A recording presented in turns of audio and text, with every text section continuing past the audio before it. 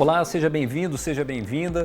O Atlas da Violência de 2019 mostrou um dado que só nos enche de preocupação. Produzido com dados de 2017, o documento mostrou que o Brasil registrou naquele ano mais de 65 mil homicídios.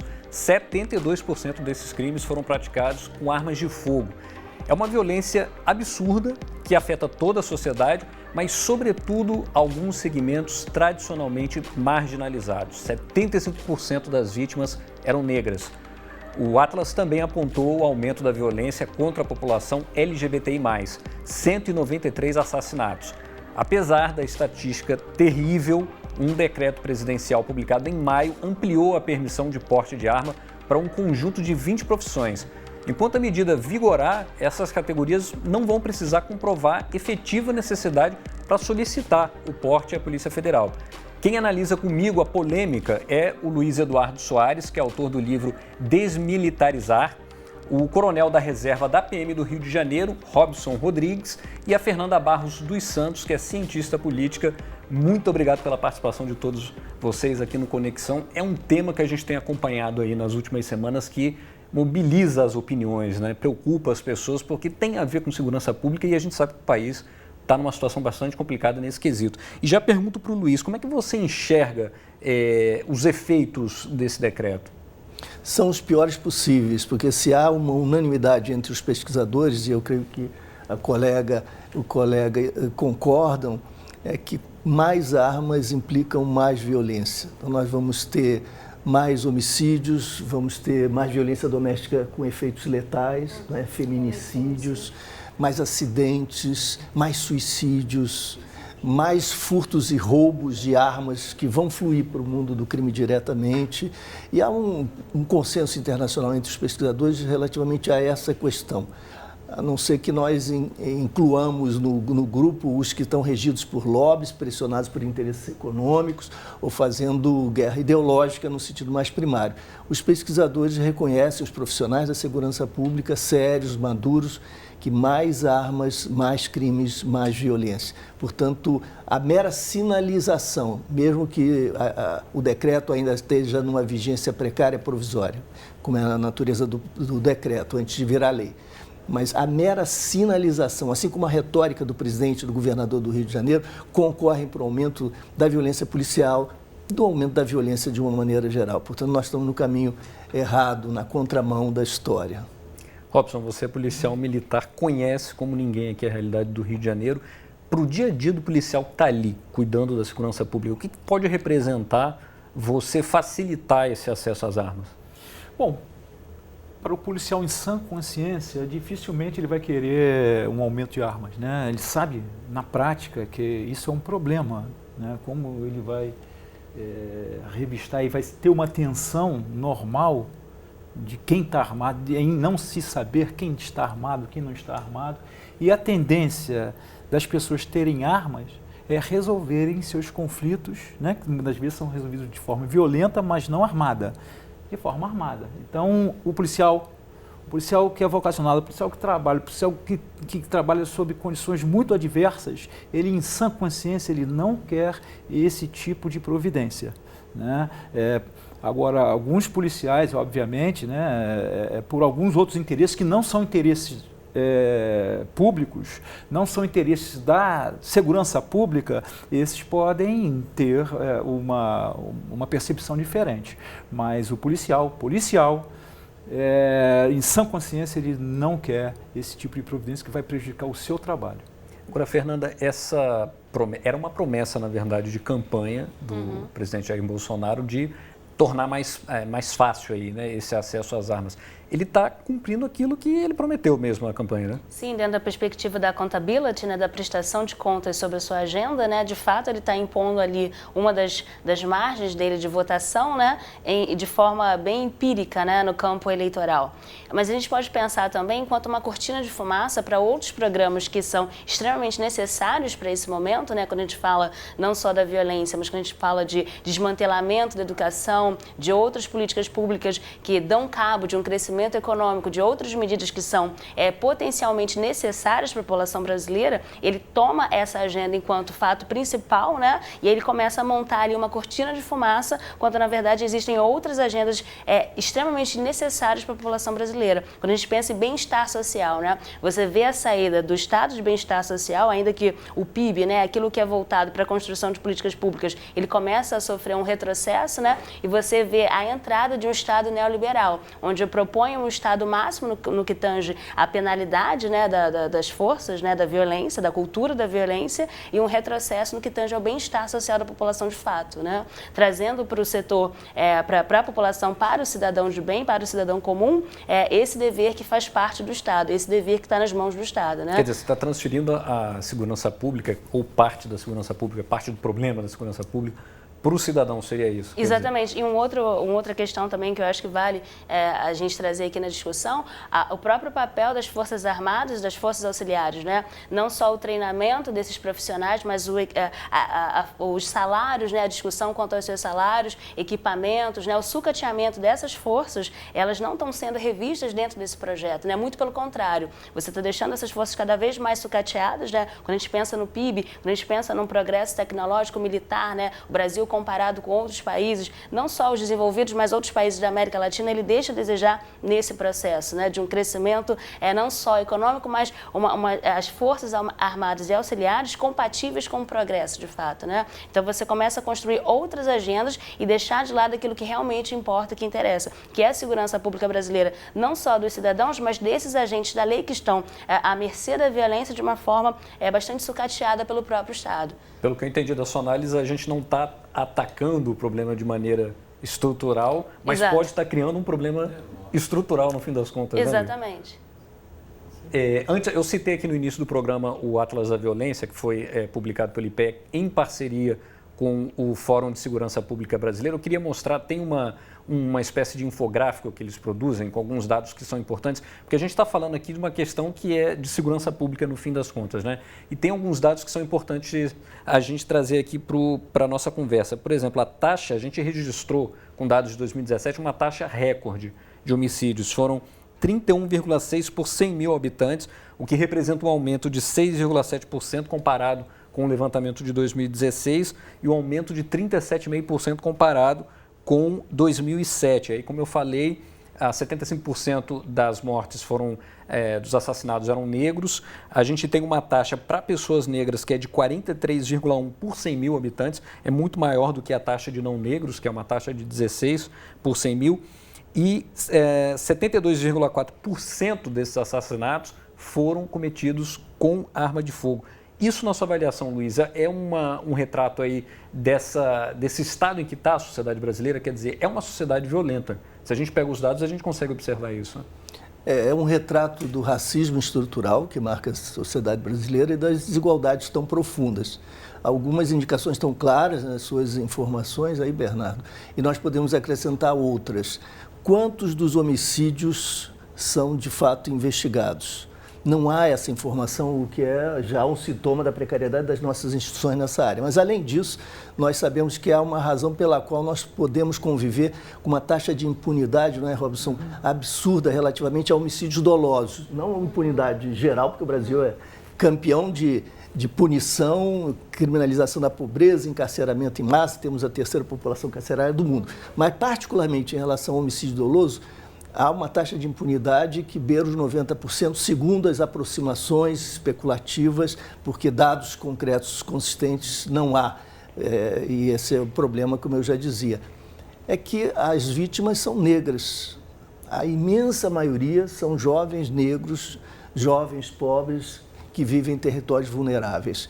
Isso permite essa naturalização, que faz com que a sociedade brasileira aceite conviver com o intolerável. Por outro lado, quando nós falamos em assassinatos e mortes, nós devemos chamar a atenção para o fato de que parte significativa desse conjunto de brutalidades, parte é perpetrado pela própria polícia, por segmentos policiais. Veja o caso do Rio de Janeiro. No ano passado, as mortes provocadas por ações policiais corresponderam a 31% do conjunto dos homicídios. Se a polícia parasse de matar, nós reduziríamos em 1/3 no estado do Rio de Janeiro as mortes. Só nos 3 primeiros meses desse ano foram 474 mortes provocadas por ações policiais. De 2003 a 2018 foram 15.061 mortes, das quais apenas uma pequena fração é objeto de algum tipo de tratamento por parte do Ministério Público, denúncia, acusação e elaboração judicial. A Justiça acaba abençoando por sua apatia, por sua inércia, e o Ministério Público acaba sendo cúmplice pela forma com que endossa as justificativas e autojustificativas policiais. E, por outro lado, os policiais são alvo de exploração extraordinária da força de trabalho, parte porque são militares e não podem reagir a esse nível de opressão a que estão submetidos como trabalhadores, como cidadãos. Portanto, convergem para essa problemática a superexploração da força de trabalho do policial e o fato de serem militares não poderem se expressar e se organizar parte desse processo, as desigualdades, o racismo estrutural e a naturalização por parte de segmentos da sociedade que acabam conferindo alguma legitimidade a esse processo ruinoso, né? Esse processo deletério, esse processo criminoso que está em curso no Brasil. Um verdadeiro genocídio de jovens negros e jovens pobres nas periferias urbanas. Pois é, eu ia até perguntar uma coisa aqui para o Robson, mas antes eu quero ouvir a nossa amiga, porque a gente tem ali, a gente tem na mesa uma questão, como o Luiz falou, que é esse racismo estrutural. Por uma cidade como o Rio de Janeiro, por exemplo, que a gente sabe que vive nesse caos, nessa violência dentro das comunidades, a gente tem aí um segmento que certamente vai se ver impactado de alguma maneira, né? Sim, sobretudo a população negra, como ele bem disse, né? A juventude negra ela é refém desses processos, desses projetos, né? Você tem um racismo não só estrutural, que a gente começa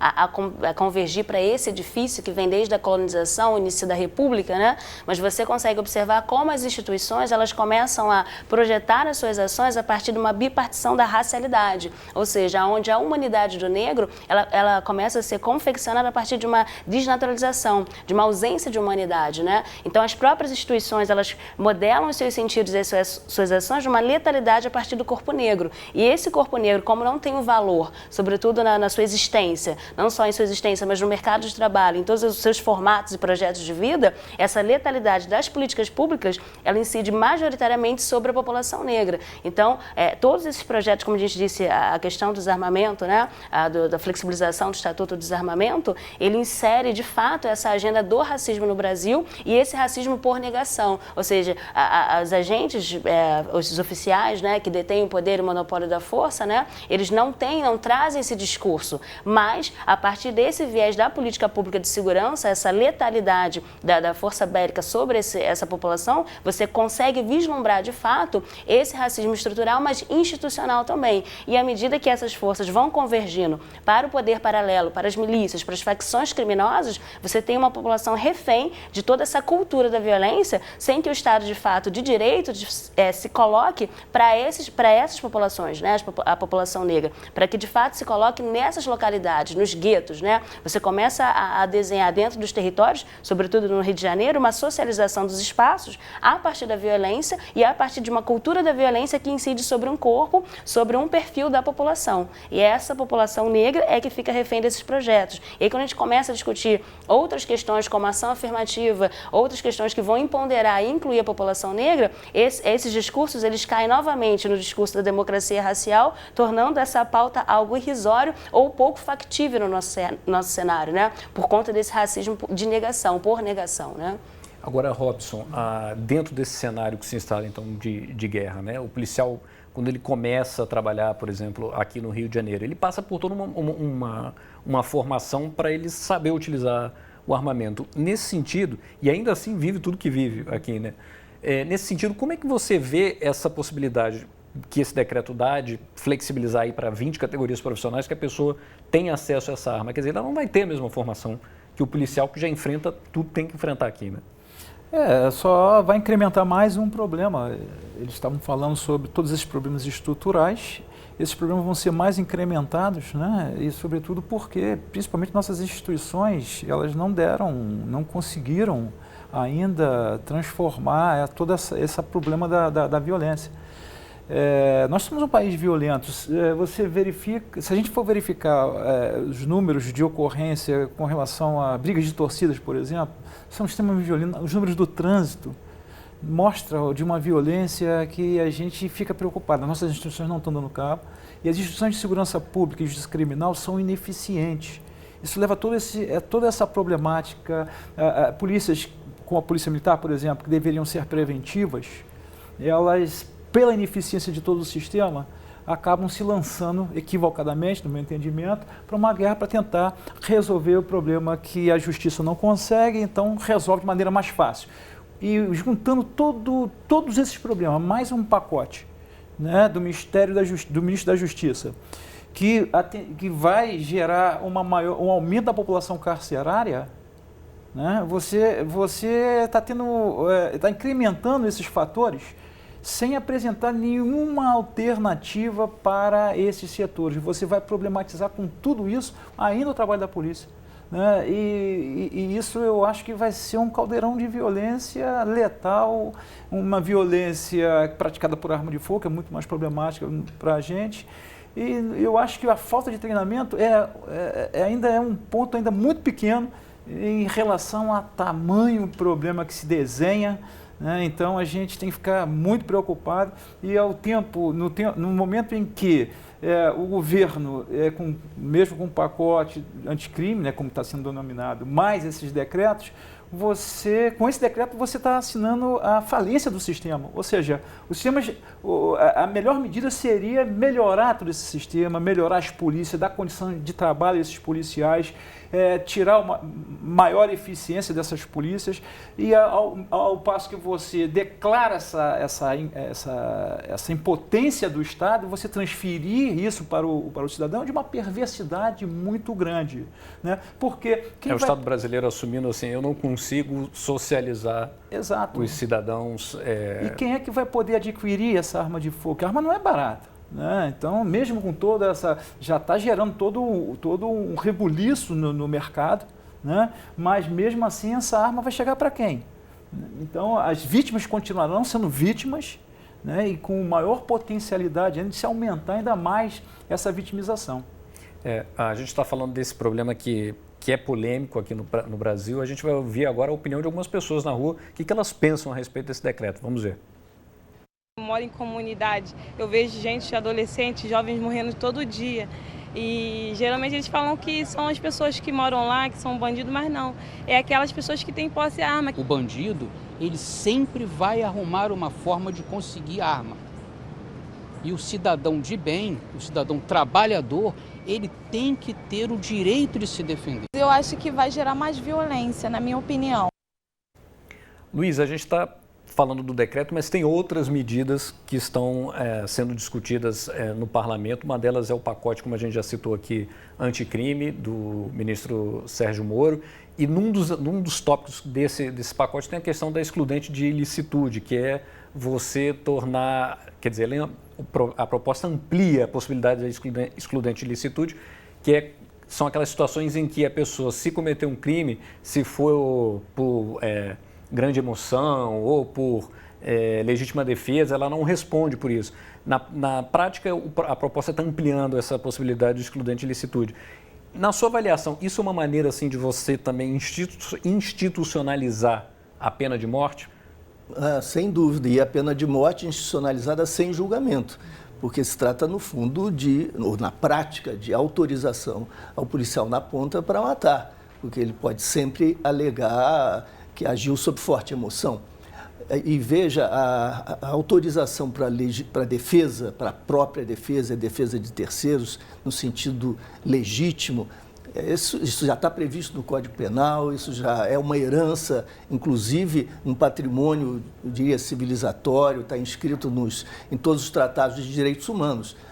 Cada um tem... Se você me permite, o direito penal, o Código Penal brasileiro, ele apesar de prever a excludente de ilicitude, ainda assim ele deixa claro que nenhuma situação ficará imune a uma avaliação de excesso de culpa ou de dolo, né? Não, sem dúvida. E o excludente de ilicitude tampouco suspende, mas autoriza o magistrado a, inclusive, furtar-se de julgar e declarar, portanto, ou julgar declarando a inocência de quem pleitear, reivindicar a forte emoção, a presença da forte emoção. Ou seja, não está em questão a autodefesa legítima. A legítima defesa está já sancionada, reconhecida, faz parte do nosso patrimônio legal. O que o excludente de licitude faz é abrir brecha, possibilidade de que se incrementem as execuções extrajudiciais que estão em curso e constituem um dos maiores problemas, os maiores dramas da sociedade brasileira.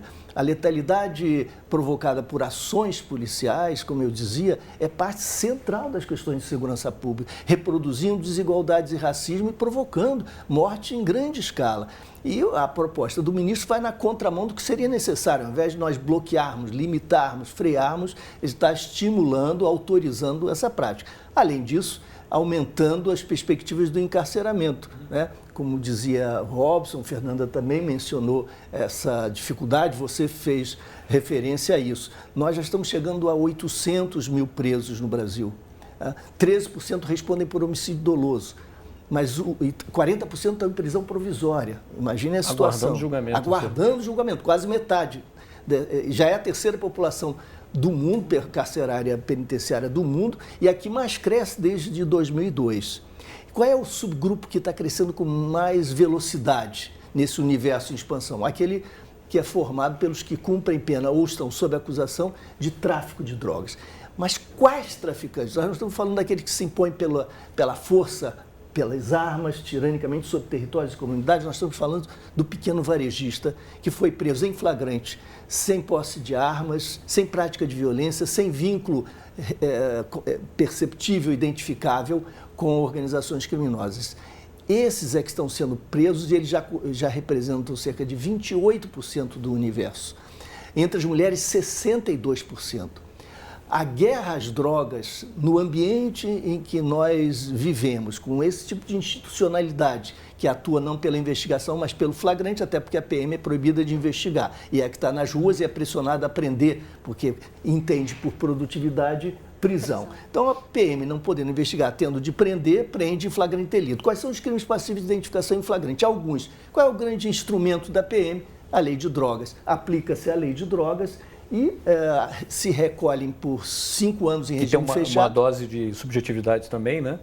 Porque sim, o que é tido como uso próprio para uns, para outros é tráfico. Sim, porque isso é submetido, esses presos em flagrante são submetidos à autoridade policial e depois da justiça, e o juiz tende a fazer essa discriminação, essa diferenciação entre consumo e tráfico, de acordo, conforme as pesquisas da Defensoria Pública do Rio e de São Paulo, de acordo com a cor da pele, classe social e território em que se vive. Portanto, esse conjunto acaba reproduzindo, de novo, o racismo estrutural, as desigualdades, etc., provocando encarceramento em massa, e a proposta do ministro Moro vai incrementar o encarceramento por tudo que se prevê ali, o plea bargain, ampliação de penas, etc. Então, nós estamos numa direção completamente equivocada, porque vamos destruir a vida desses jovens contratando violência futura e os obrigando a vincularem-se a facções criminosas que assim crescem nos presídios, porque são elas que dominam o sistema penitenciário. Então, é uma irracionalidade atroz. A gente está chegando no final do programa, eu vou pedir uma palavra final do Robson e da Fernanda, bem rapidinho, só para a gente concluir. No fim das contas, a gente deveria estar indo para qual sentido? Olha, para aperfeiçoar o sistema, melhorar, principalmente olhar com maior detalhamento para o sistema prisional, que é um dos grandes geradores, né, da violência e dessa violência de facção violenta que a gente verifica e a gente não olha. Pelo contrário, com essas medidas nós vamos incrementar mais esse problema, né, e não vamos ajudar com essas medidas as polícias a se aperfeiçoarem. Né? Porque se você está estimulando com a flexibilização da legítima defesa para que o policial lá na ponta ele já faça tudo a persecúcio criminal e ainda faça execução criminal, você não está aperfeiçoando e pelo contrário, você está trazendo mais problemas e não resolvendo a situação do sistema. Fernando, o discurso na sua avaliação devia ser qual? No meu ponto de vista, eu penso que o atual governo, com a agenda pública, sobretudo de segurança pública ou de terceirização de serviços de segurança pública, eu entendo que não há um projeto de nação. A gente tem uma perda do capital humano na sua base, né? Nessa pirâmide você está perdendo os jovens e os adolescentes, sobretudo, né? Então, nesse formato, você não tem como construir um discurso a respeito do desenvolvimento econômico se você perde esse capital humano. Então, para além e acima do próprio estatuto em si e da própria agenda do judiciário, né, quando a gente fala de uma politização do judiciário, você tem uma convergência de forças para pensar num retrocesso quanto ao Brasil, quanto ao seu próprio subdesenvolvimento. Então, as margens e as formas e a engenharia social construída na atualidade, ela se refaz nesse projeto de subdesenvolvimento, a partir de uma legislação que continua estereotipando a população negra e, ao mesmo tempo, escalonando na subrepresentação essa mesma população, seja a partir do genocídio, seja a partir de ausência de um projeto de construção nacional a partir desse capital humano. Bom, como vocês viram, tem muito assunto ainda para tratar disso, né? A gente não esgotou aqui, mas o programa chegou ao final. Agradeço a participação de vocês. Se o governo federal quiser destacar algum porta-voz para se pronunciar a respeito desses tópicos, o espaço está aberto aqui no Conexão também. A você de casa, obrigado pela companhia. Se quiser rever essa e outras entrevistas, é só acessar o futuraplay.org. E até a próxima.